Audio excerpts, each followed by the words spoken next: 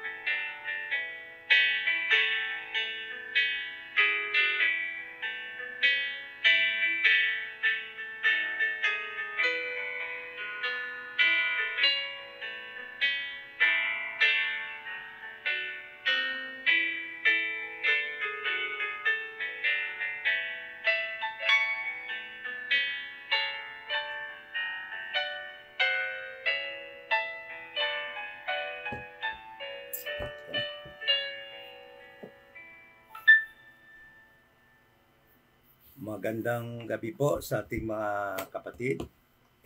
Maganda sa ating lahat kung saan man po kayong dako ng Pilipinas at kung saan kayo dako ng mundo na nagjo-join po sa ating Bible study. Magandang gabi.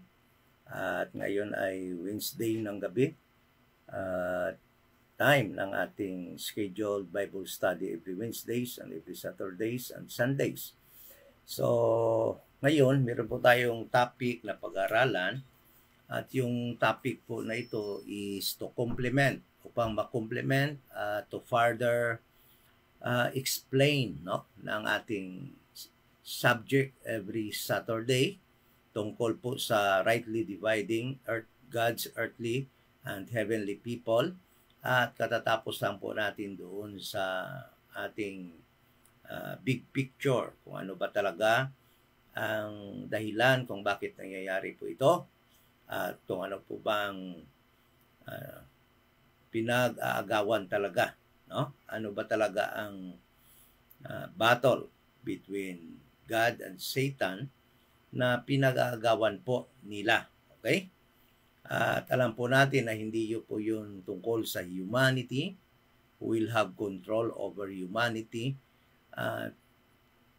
Sa totoo lang po is tungkol po sa earth na ginawa nating Panginoon na kanyang ni-restore diyan sa Genesis chapter 1 verse 3, umpisa sa verse 3 hanggang matapos ang chapter 2. Ang ngunit ay it was taken back by Satan. Dahil bakit back? Dahil nga siya na po ang dating pinagkatiwalaan ng earth, no? Bago pa ang Genesis chapter 1 verse 3 ay siya na po ang pinagkatiwalaan nung unang ginawa ito ng ating Panginoon.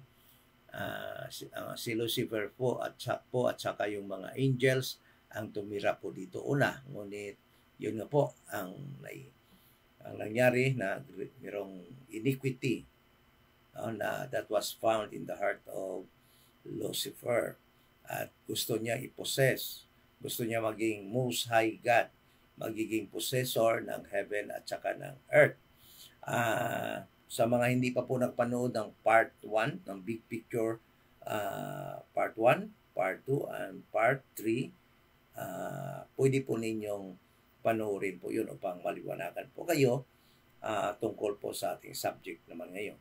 So ngayong gabi naman is at napag-aralan natin noong part 4 kung anong nangyari. Kaya nga ang ginawa nga ng Panginoon, He promised that somebody, the seed of a woman will defeat Satan. So yung kanilang contest ngayon, Satan gusto niya ma-retain sa kanyang control ang earth, while God is implementing starting Genesis chapter 4 ng kanyang plan to take back the earth from Satan. So the battle between God and Satan is who will have control over the earth. That was taken by Satan from Adam. Yun yung scenario diyan, mga kapatid. So that is why sabi ko nga nung nakaraang pag-aaral natin nung Saturday is that huwag po nating isipin na we are so important to God. Yes? No? Dahil para tayong nagiging collateral of war between God and Satan, binigyan na rin tayo ng pagmamahal. Talagang nagiging importante na rin tayo sa Panginoon, but the most important to God in this battle actually is the earth that was taken by Satan from Adam. Okay? So, it was mentioned last Saturday sa ating pag-aaral na yung pag-procreate, yung pagdami ng tao ay nangyari lamang after Adam and Eve sinned, or after when they fell, no? Nung mahulog na sila sa kasalanan, doon nag-umpisa yung pag-procreate or pagdami ng tao. Ibig sabihin, for the longest time, umpisa ng binigay kay Adam at saka kay Eve ang dominion or ang pag-subdue or ang pag-dress sa earth, kung ilang taon man yun, dahil nga they were during the time in their eternal they were eternal being during the time until they sinned against God after they ate the fruit of the knowledge of good and evil. Doon nag-umpisa ang kamatayan, and therefore there is a need for Adam and Eve to procreate so that humanity ay hindi mawawala, dahil nga ang plano ng Panginoon, that promise niya that a human being, the seed of the woman will defeat Satan in the future, so that God can take back control the earth that was taken by Satan from Adam. So that is the very big picture of this contest between Adam and Eve. So to emphasize or to support, to complement that statement of mine, okay, or of the KGB, that procreation began or started only after Adam and Eve sinned against God ang Bible study na ito ngayong gabi na ito ay magsusupport or magko-complement sa statement na yan or magpatotoo sa statement na yan. Dahil alam ko na marami pa ring tumataas ang kilay, marami pa ring hindi makatanggap ng statement na yon dahil yun nga ang paniniwala almost all na yung Genesis chapter 1 verse 28 was a command by God to Adam and Eve to procreate or to produce babies and multiply in the earth. Naku, maling-mali po yan. Okay? So, ngayong gabi na ito, papatunayan sa pag-aaral na ito na walang command ang God sa kay Adam at sa kay Eve to multiply their number or to produce babies during that time until they sinned against God and begin to decay ang kanilang katawan. Alam nyo, nung magkasala si Adan at si Eva, doon lamang nag-umpisa. Mag-tick ang time dahil at the time, Adam and Eve, is going to die. Talagang papunta na sila mamamatay. That is why, at that moment of time, umpisa sila nagkasala. Yung sabi ng Panginoon, you will surely die. Hindi pa nga sila insigida kaagad na matay, but definitely they died. Namatay talaga sila.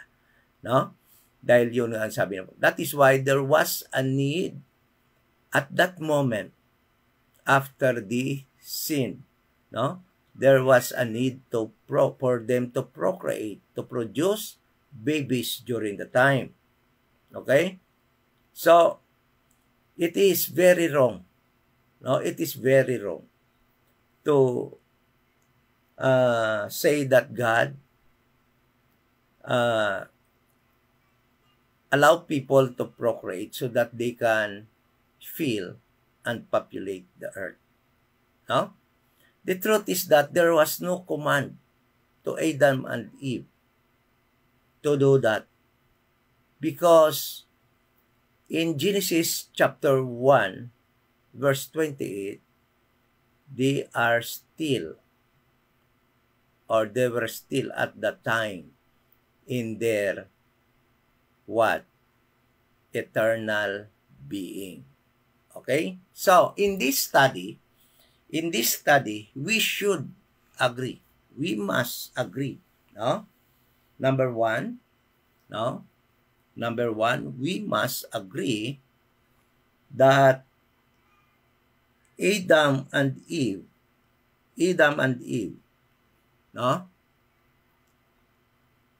was in a state of eternal being before they sinned.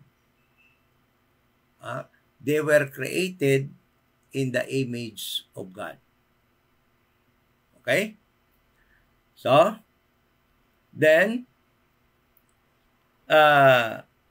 number 2, we must also agree that being eternal or eternal beings were not commanded by God to procreate. Nowhere in the Bible, we cannot find in the Bible of a command of God to eternal being to procreate or to produce or to multiply in number. No. Okay? I will give you one verse to support that claim. Matthew 22 verse 30. Matthew 22 verse 30. Matthew 22 verse 30, sabi niya dito, God said, Jesus Christ said, for in the resurrection, they neither marry nor given in marriage, but are as angels of God in heaven. So, this verse supports the truth that God never command eternal being to marry and to produce offspring, to multiply their numbers. No such thing, no? So we agree to that. I know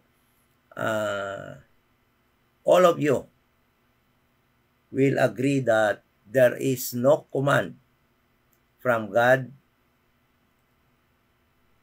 to commanding eternal beings to procreate or to produce children, offspring, to multiply their number. The reason, no?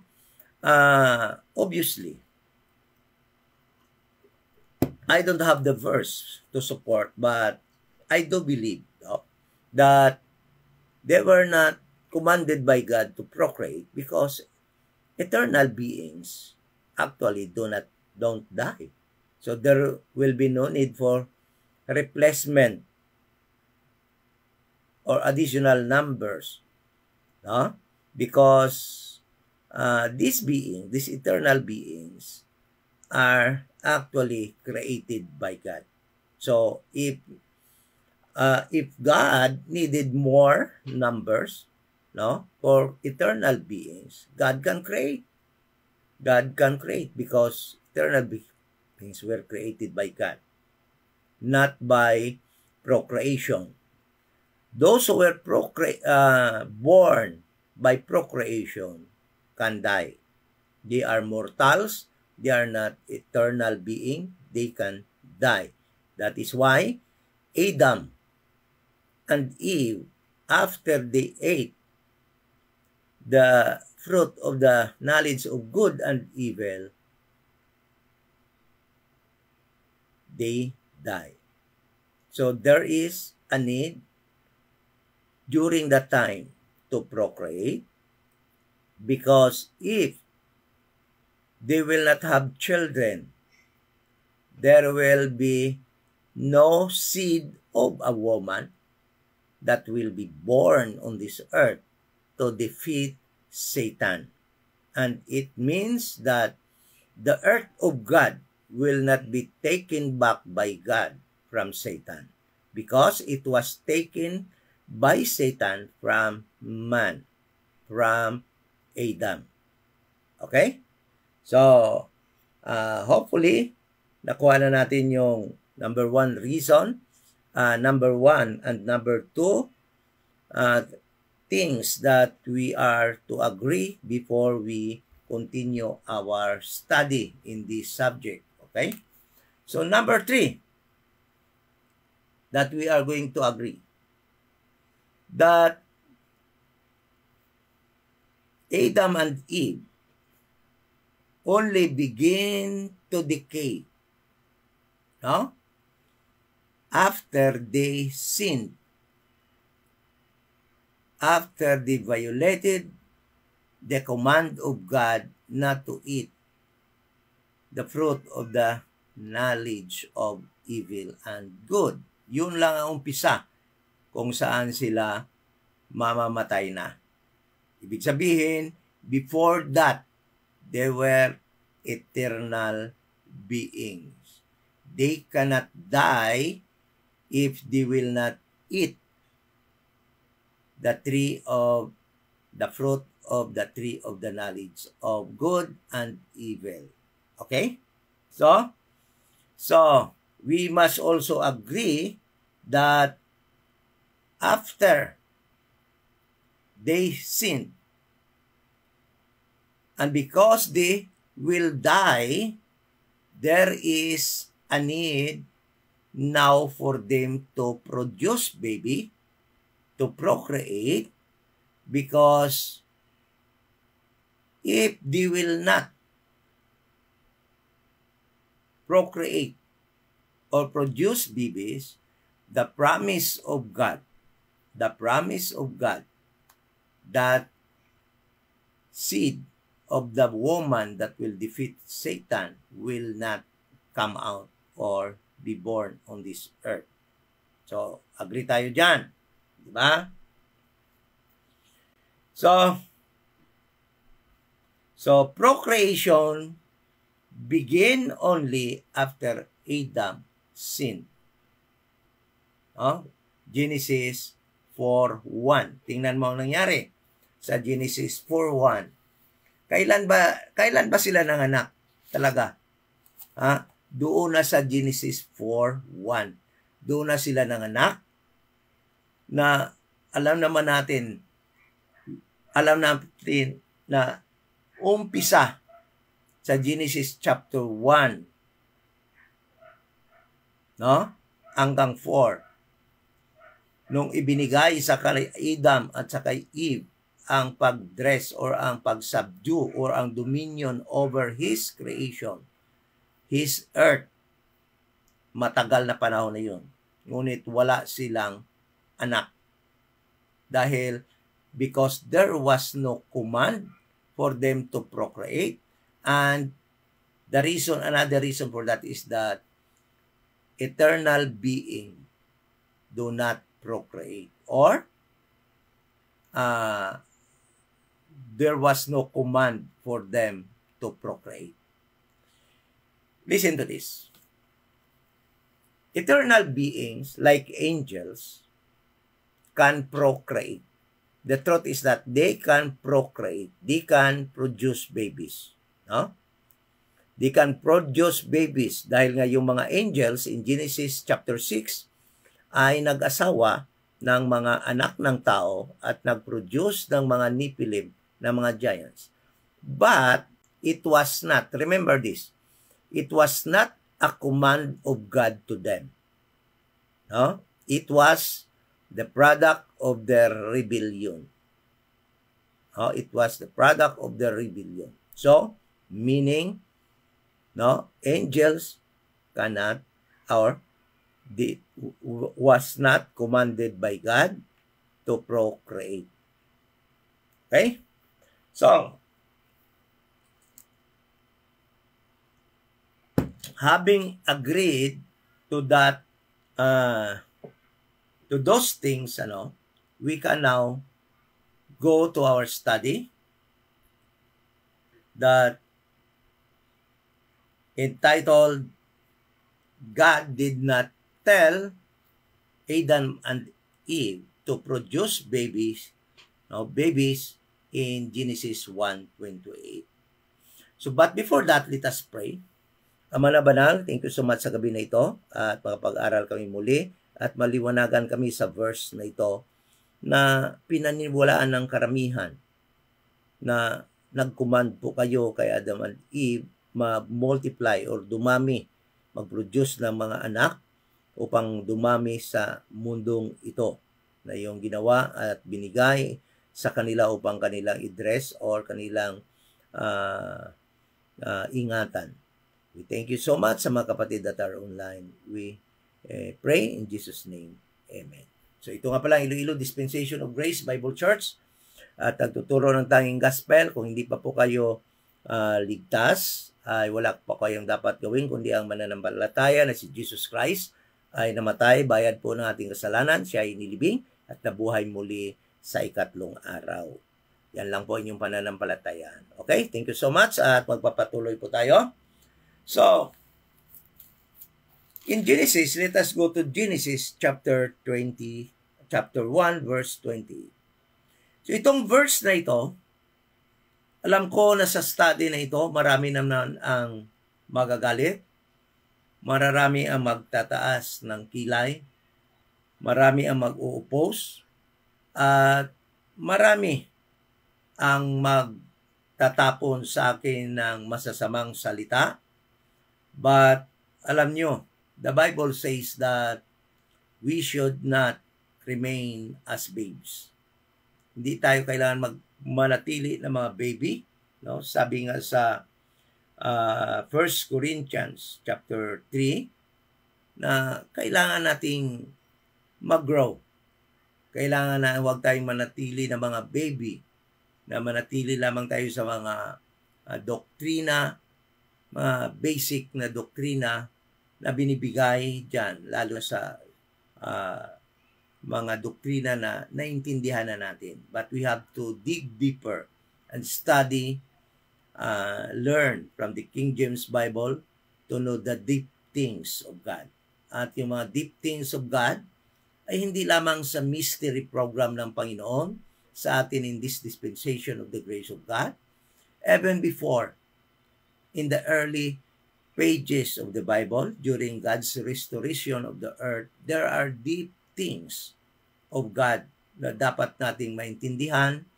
And even in the prophetic program of God to Israel, there are so much things to deeper, so that atin pong ma-learn at ma-enjoy po natin ang mga substance na binigay talaga ng Panginoon sa atin for our information and our obedience in the but now period upang ma-enjoy po natin ang ating pagiging members of the church, the body of Christ, while we are still waiting for our blessed hope, the rapture, the corporate rapture of the church. At alam niyo po, napakasarap ma-feel, napakasarap ng feeling that we will be free from the teaching of denominations that for the longest time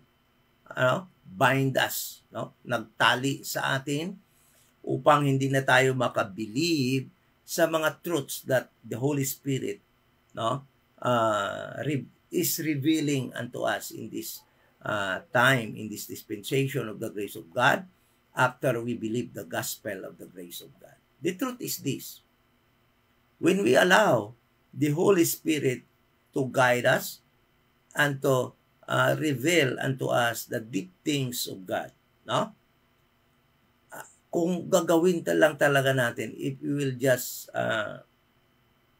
free ourselves from preconceived beliefs na nakuha po natin sa ating mga denomination, the Holy Spirit can work in us mightily, revealing to us, guiding to us to understand the deep things of God.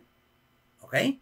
And one of those things actually, the deep things of God that most people do not accept or believe, how God created the earth. How God created the earth. The earth is the most important creation of God to Him. Second, I do believe is humanity. But the most important to God, I do believe, is the earth. And I will give you an example. Or, this is not biblical example. We cannot find this in the Bible. But, sabi nga ng isang nag-comment, common sense. Okay? Pag ikaw ang gumawa, nagkaroon ka ng isang property, billion ang worth ng property na yan. But you cannot live there because you are living in a very good or nice dwelling place which is much better than that property. So yung ginawa mo ngayon, naglagay ka ng 2 caretaker. Okay? So, tatanungin ko kayo, sino ba yung mas importante sa'yo? Yung property mo na napakamahal o yung 2 caretaker mo? Sino importante sa'yo? So, ganun din sa earth. God made the heaven and the earth. It was first given to Lucifer and his angels for them to dress. But Lucifer, because of his beauty, attempted to take over God's kingdoms, the heaven and the earth. God judged him and the earth where Satan was. Then he restored it.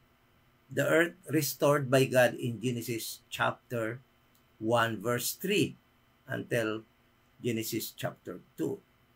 So, after restoration of the earth, restoring the earth, it was now very beautiful. And according to God, every time he created and put something in this earth, God declared it was good. It was good. It was good. Very beautiful. So God put Adam and Eve to have dominion over his creation. Kumbaga nga, si Adam at saka si Eve yung caretaker ng earth. Okay? Human. Ginawa niyang man and woman. Silang inilagay na caretaker. So, I will ask you a question. Which is more important to God? The earth or the caretaker? Adam and Eve. Kung ako mayroong bilyon na bahay, lagyan ko ng 2 caretaker, yung importante sa akin yung bahay, yung caretaker, tagabantay ko lang. The truth is that this caretaker could violate my commandments. And that was true also to Adam and Eve. They violated God's commandments. And because of that, my earth, the earth of God, was taken from them by Satan. So, naintindihan na natin? Kaya, alam nyo, so much emphasis on ourselves. Because we always heard from prosperity gospel preachers, you are important to God. You are loved by God that He gave His life to you. No. Yes, God, Jesus Christ died for humanity, but not only for humanity. The number one reason Jesus Christ died so that He can pay the sins of humanity who turned over this earth to Satan so that he can take back this earth from Satan. So the primary reason of God dying on the cross is so that He can take this earth from Satan. You see that? That is the very reason. But yes, I do believe also that humanity is being loved by God because it is there in the Bible. But the problem is that we give so much emphasis on ourselves. Nakalimutan na natin, we forget that God created the earth, which is much important to Him than the caretaker that He put on His property. Yun ang mali minsan sa atin kasi. The truth is, mas importante sa Diyos, sa God, ang kanyang earth than these two violator, Adam and Eve. But because He loved them also, because they are part of His creation, God will not allow that they will go to hell.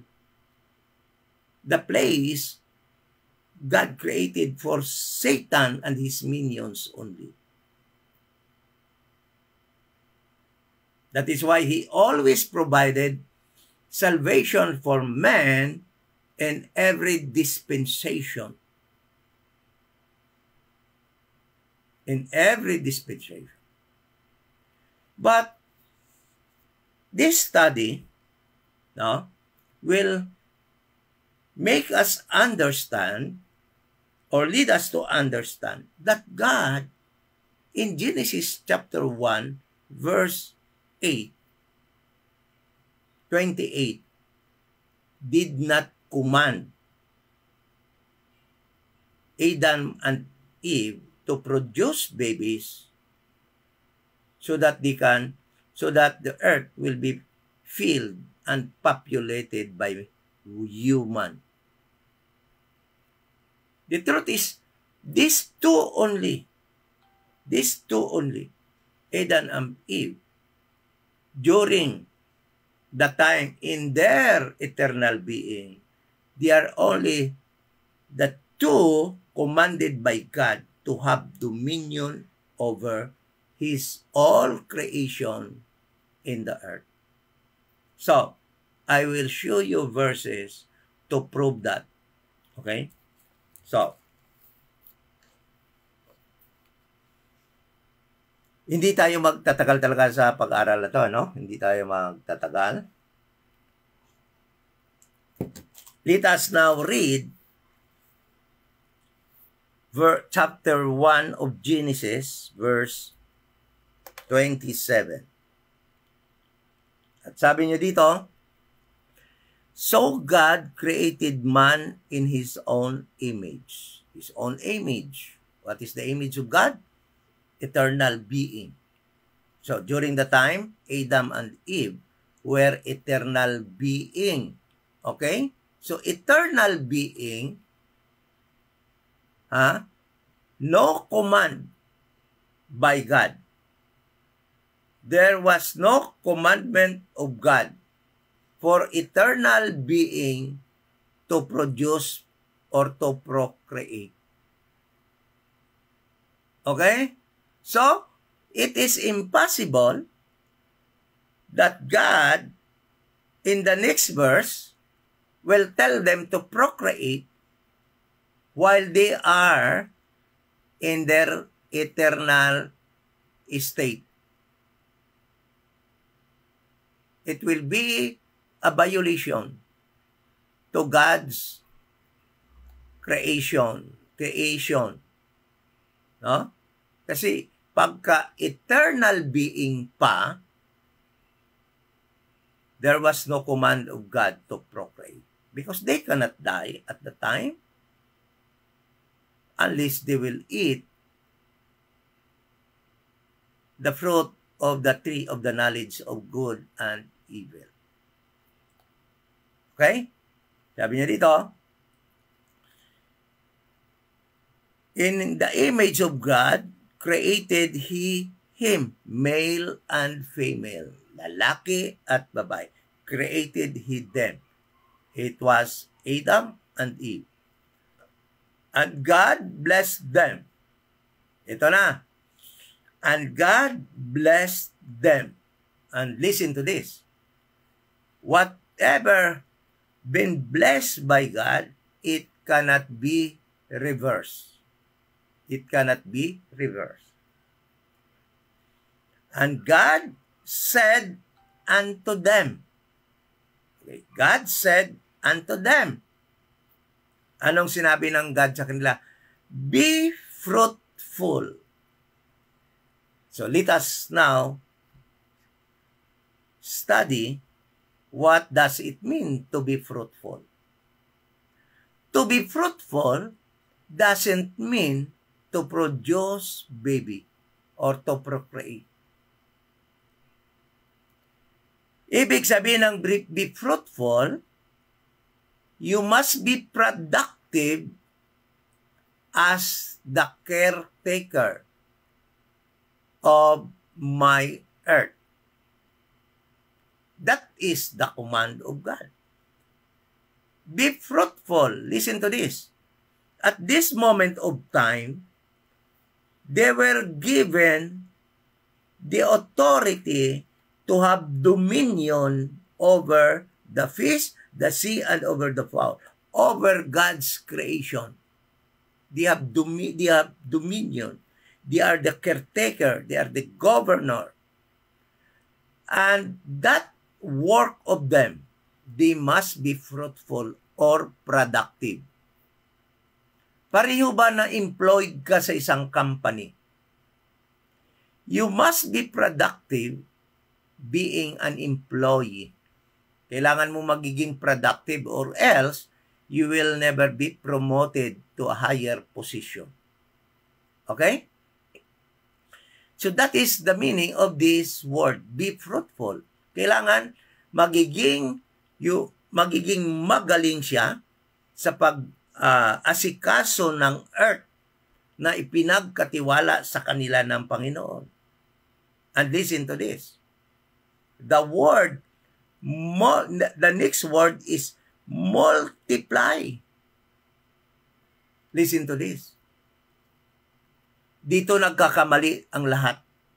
Dahil the word multiply really mean to increase in number. Okay?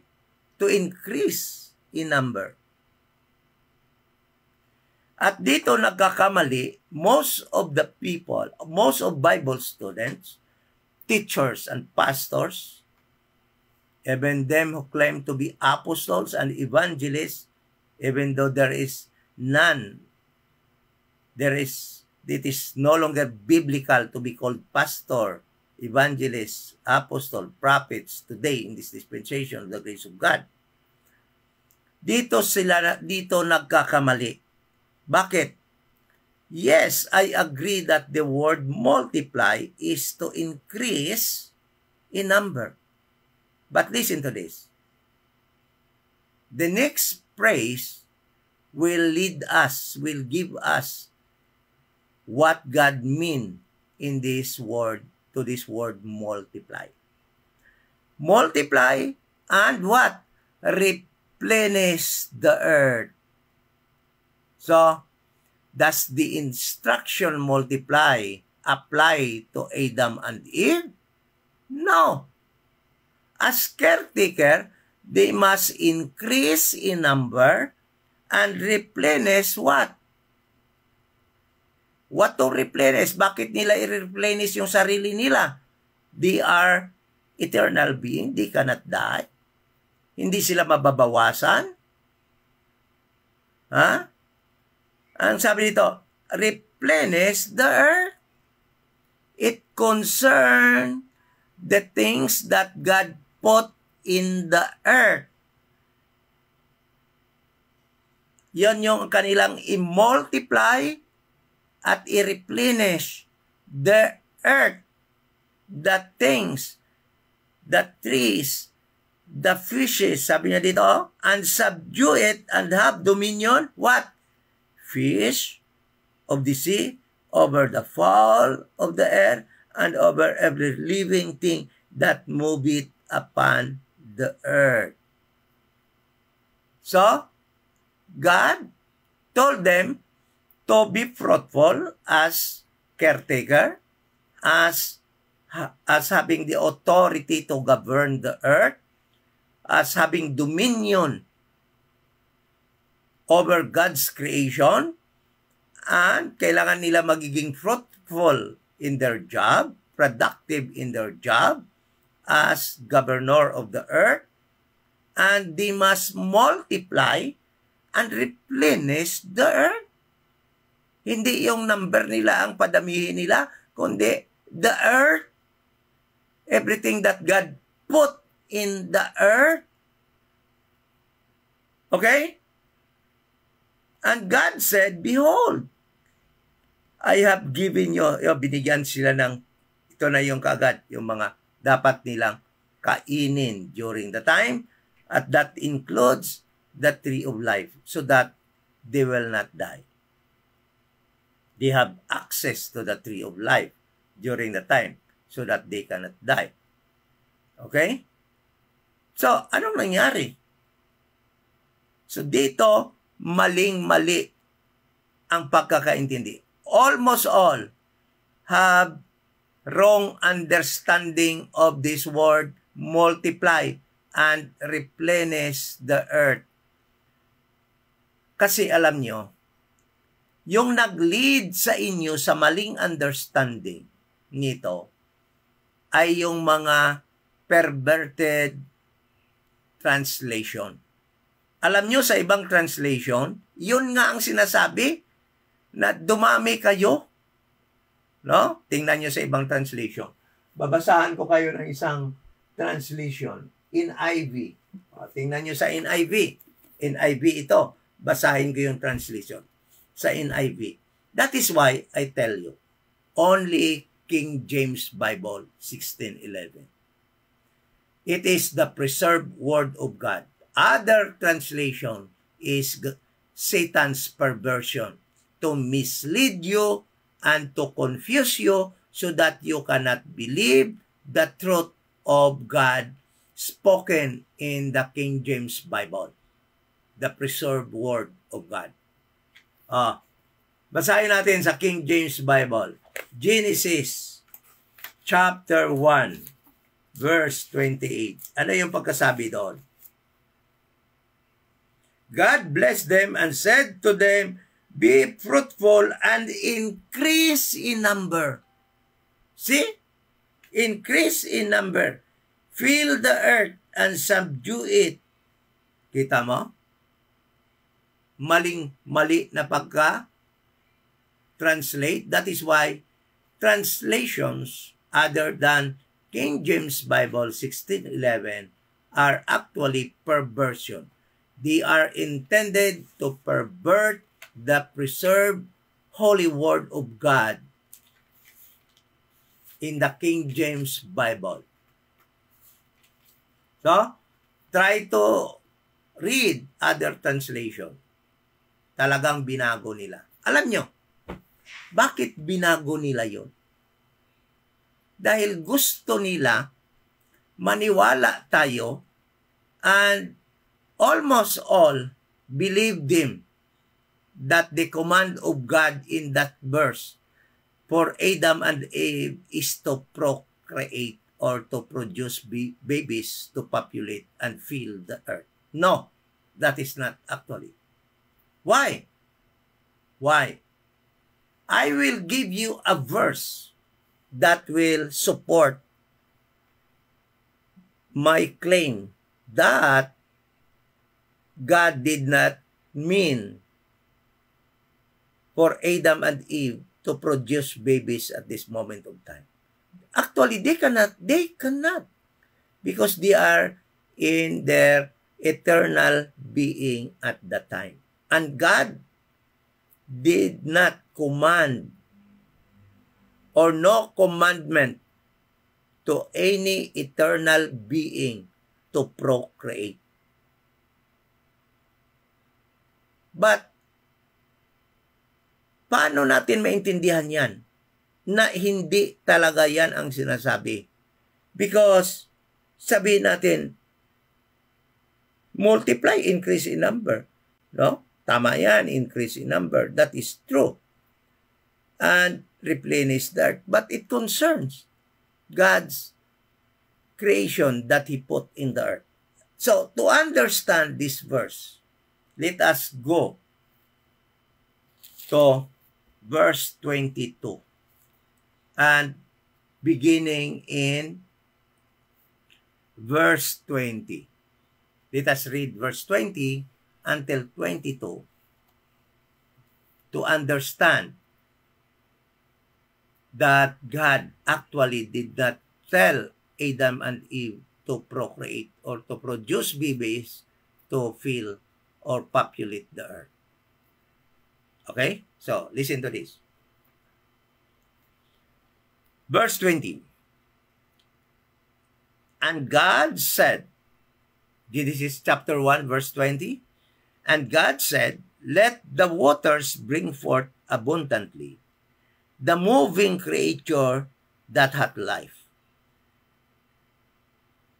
the fowl that may fly above the earth in the open firmament. So God, after the fourth day, during the fourth day. Sabi dito, He created water creature, moving creature that hath life, and fowl, birds, that may fly above the earth or in the open firmament. Open firmament, or ito yung ating nililiparan ng mga ibon, yan yung first heaven. It is also called firmament. And firmament in the Bible is called heaven. That is why this open firmament, where birds fly, is the first heaven. Then the firmament, where God put the sun and moon that separate the waters that are above that firmament and below that firmament, is the second heaven, because it is also called firmament. And the third heaven is what God created in verse 1 of Genesis, where He dwells. Okay? So, verse 21, and God created great whales, and every living creature that moveth, which the waters brought forth abundantly. Nag-create siya ng great whales, no? Ano ba yun? Balyena. And their kind. Ang ibig sabihin, species. And every winged fowl after his species or kind. Yung lahat na may mga pakpak, yung lumilipad sa open firmament. And God saw that it was good. Itong mga creation ng God ito, nakita niya, it was good. So the earth that God restored was very good, beautiful. That is why He created Adam and Eve to become His caretaker of the earth. Okay? And verse 22, listen to this in this verse. In this verse, we can see the difference, the commandment of God to procreate. Okay? And God blessed them. Anong gin-bless? What God blessed in this verse? He blessed the whales, the water creatures, the creeping things that move it on the earth, and the fowls that He created on this fourth day. God blessed them. Okay? God blessed them.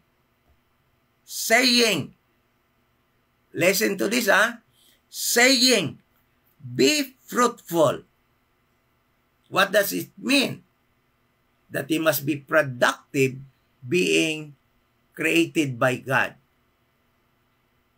to live in this earth. And multiply.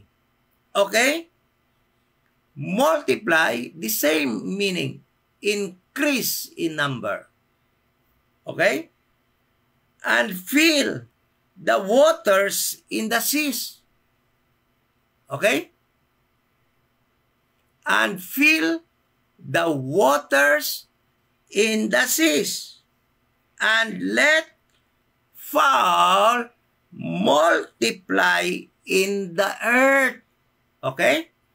This is the command to this creation of God to multiply, increase in number in the earth. Ibig sabihin, in the earth, ibig sabihin, dumami kayo, padamihin nyo, multiply your number in the earth. Kailangan nila dumami sa mundo, sa earth na ginawa ng Panginoon. What is the difference from verse 28? Let us go back to 28. Sabi dito, be fruitful and multiply and replenish replenish what? The earth. There is no in the earth. There is no in. Which means the things that God created that were put under the control and dominion of Adam must they multiplied. Adam and Eve must multiply and replenish the earth, while God's command to multiply in number is being mentioned here, and let fowl multiply within in the earth. So the command is this: creation of God should increase their number, no, in the earth. But Adam were commanded to be fruitful and multiply and replenish what? In the earth or the earth? The earth. There is a big difference. Multiply in the earth and multiply the earth. That is the key of understanding this verse. So God did command His creation, the wheels, the moving animals above the earth, and the fishes, and the winged animals He created to fly in the open firmament, to increase in number in the earth. You know, if God commanded Adam and Eve to multiply, He will say, multiply in the earth. But God does not mean that. That is why He said to Adam and Eve, multiply the earth, because it concerned of multiplying the things that He gave to Adam and Eve under their dominion, under their care as the caretaker of the earth. Maliwanag po ba? Naintindihan po natin? Ito yung I'll say this again. There is a big difference in God's command to multiply, to be fruitful and multiply and fill the waters in the seas, and let fowl multiply in the earth. Multiply, it means that they will increase, they will reproduce, they will procreate, so that their number will increase in the earth. But God did not tell Adam and Eve to do the same. What God told Adam and Eve is to take care of this creation and multiply this creation, because this creation are not what? Are not eternal beings. They will die. That is why there is a need for Adam and Eve to take good care of this creation of God, so that they will not become extinct, so that they will reproduce and will increase in number in the earth. If that will be, that if Adam and Eve can perform that, then they are fruitful in their being the caretaker of God's earth. So, alam nyo, kung aalisin lang natin yung what we learned if we will free our heart and mind, what we learned from denominations, and I do believe these denominations, Baptist, whatever the name,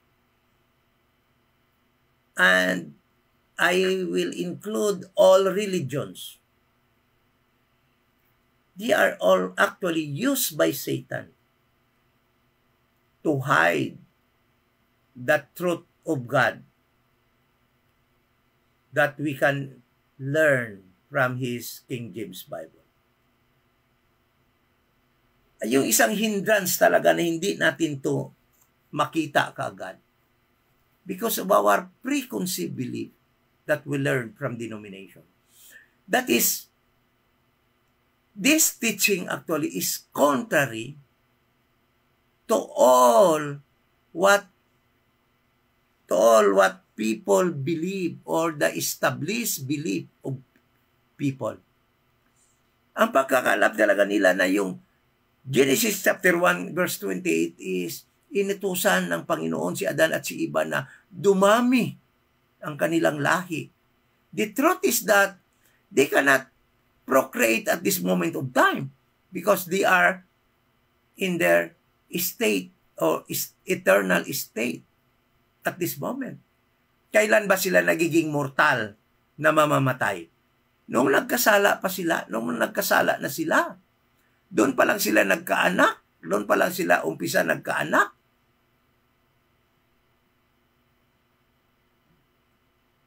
Ibig sabihin, hindi pa sila magkaanak dito. Dahil nga eternal being pa sila. Hindi pa sila nakakain ng fruit of the tree of the knowledge of good and evil. So, why God should command to them when in fact they cannot reproduce or cannot procreate because they were still at the time in the eternal being state. Kaya alam nyo, yung nangyayari dito, because we do not study and allow the Holy Spirit to lead us to the truth of God, to the deep things of God. Dahil pag nakakita tayo ng, kontra na yan sa turo ng mga pastor, mali yan sa turo ni pastor, hindi na tayo makapaniwala sa King James Bible. Si pastor talaga paniwalaan natin. So, but the truth is this. Whether you will hate me more, nobody can stop me to study and to teach how God created the earth. And I will tell you, when you read Genesis chapter 1 and 2, you will learn that what science had taught you when it comes to the shape of the earth, you've been deceived for the longest time. The earth is flat. The moon and the sun is very near, not million of miles away. They are just above us. The earth is not moving. It has a foundation. And listen to this. I will tell you this. Kayo na mga nagsasabi na hindi importante ituro kung paano ginawa ng God ang earth. You erred if you believe that. Why? The earth is the most important to God among His creation. And the battle between Him and Satan, it's because of the earth.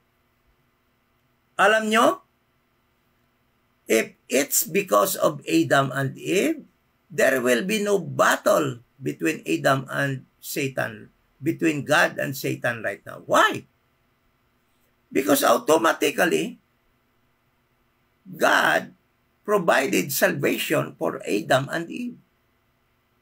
But the earth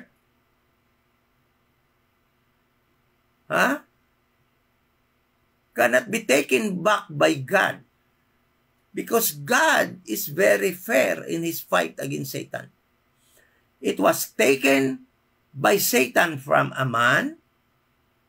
It will also be taken back by God by a man. And that man is the seed of a woman. And that is Jesus Christ. And that is why after Adam and Eve started to decay and will die in the future, there is a need for them now to procreate. And listen to this. Not so that people can populate the earth and fill the earth. No. So that the promised seed can come out in the future,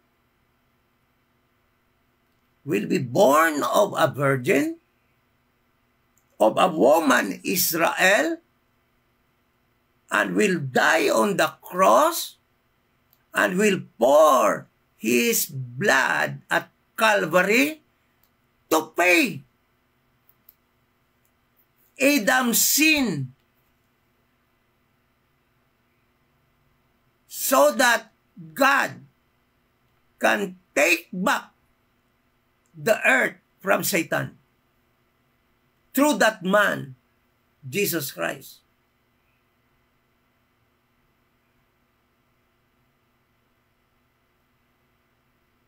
So don't give so much emphasis to you as human being. We are just collateral damage. Kung maimpyerno ka man dahil collateral damage ka sa nangyaring away between God and Satan over who will have control of the earth that was created by God.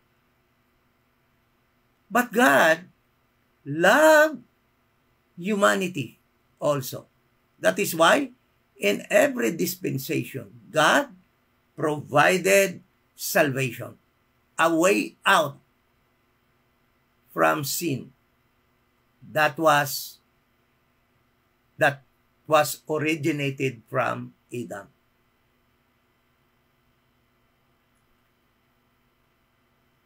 So,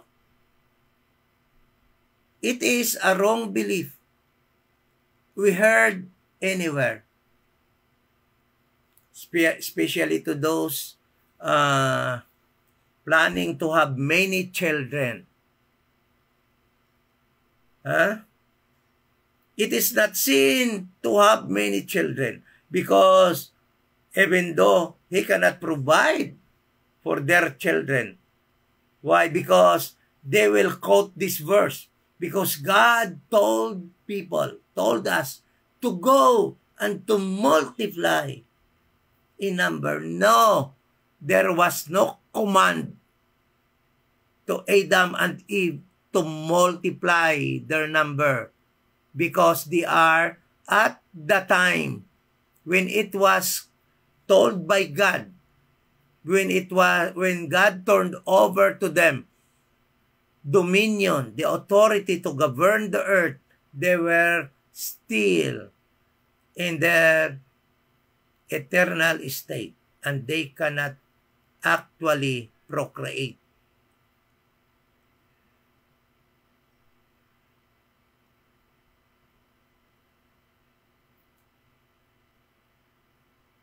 This study, why I actually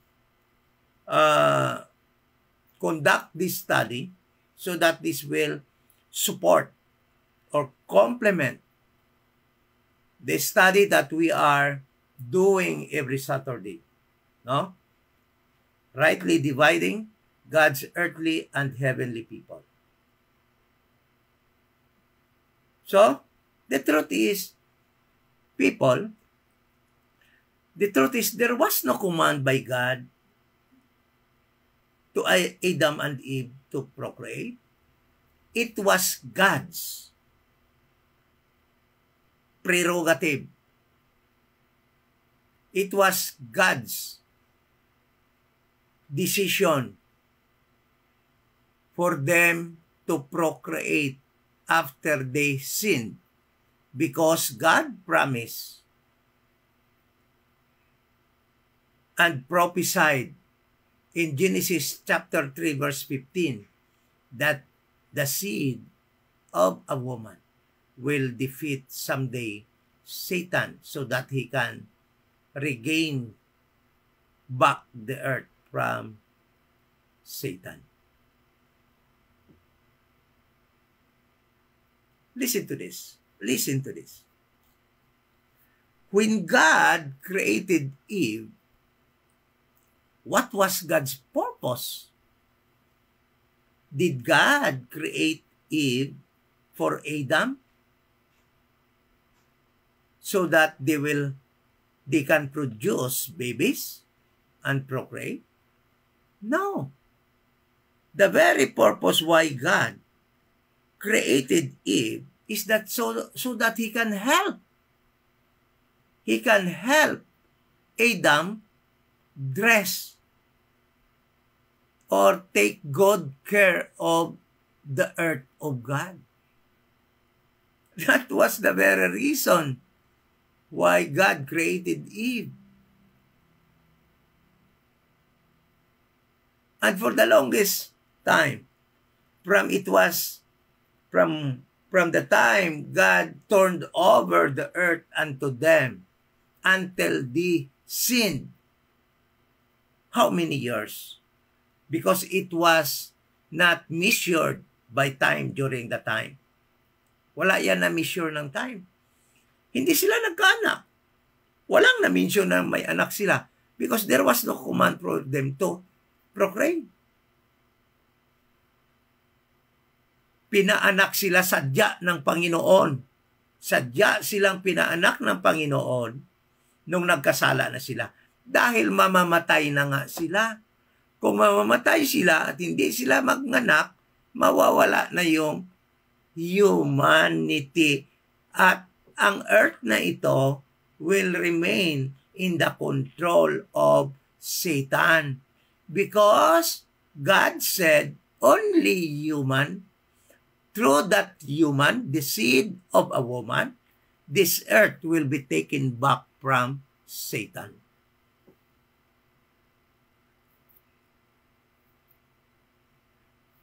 So,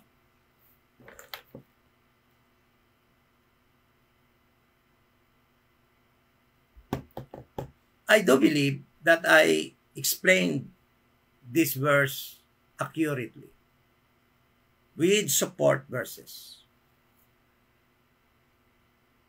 Compare again chapter 1 of Genesis 28 and Genesis 1:22. And take note of the difference that was spoken by God in those verses. Be fruitful, multiply, and replenish the earth. Be fruitful, in verse 22, multiply, in the earth. There is a big difference. I hope nakuha po ninyo. Salamat. At if you have questions, you can write in a comment question section so that mabasa ko at mapag-aralan natin or masagot po natin in the coming Bible studies of ours. Thank you so much and good evening. Let us pray. Ama na banal, salamat po sa aming Bible study. Salamat sa mga kapatid that joined us tonight. At sana po naliwanagan kami sa verses na ito naming napag-aralan na for the longest time naniwala kami sa maling paniniwala sa mga turo ng mga denomination at lalo na po sa mababasa namin sa ibang mga translation. Thank you so much sa iyong King James Bible na siyang nagsasabi ng totoo at kung hindi lang po namin babaguhin at kukontrahin ng mga preconceived beliefs na napag-aralan namin, naturo sa amin ng mga pastors at mga denomination. Alam po namin, ililid po kami ng Holy Spirit to the truth, kung ano yung totoo. Thank you so much, and we pray in Jesus' name. Amen.